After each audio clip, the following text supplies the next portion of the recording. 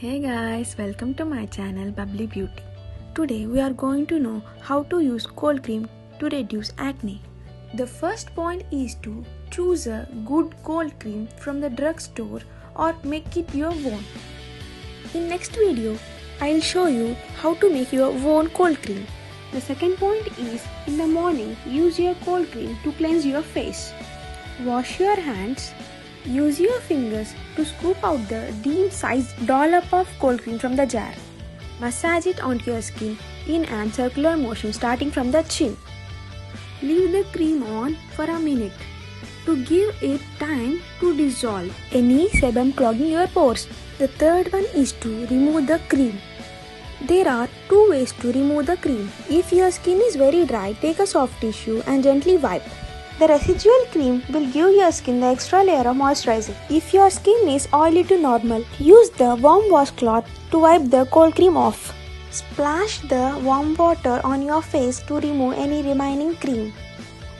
Once your face is dry, then you choose to apply a toner. Women in first half of the 20th century often use it with hazel, an inexpensive, gentle and effective toner. The next step, after the toner is completely dry, apply the cold cream instead of moisturizer. Rubbing a small amount of cold cream onto new blemishes will come to end and heal quickly. And rub a small amount of cold cream onto dry red flaky patches to heal them quickly. In the evening, repeat this process. If you wear makeup, first use a dab of cold cream to remove makeup. Use a soft tissue to wipe the cream off. Then cleanse your face as before. If your skin has a lot of blackheads, unclogged pores and very dry skin, apply a quarter-sized dollop of a cold cream. Leave on until morning and then wipe off as usual on your face at night.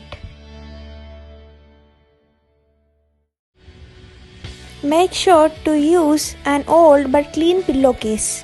The mask can leave an oily residue on bed lines.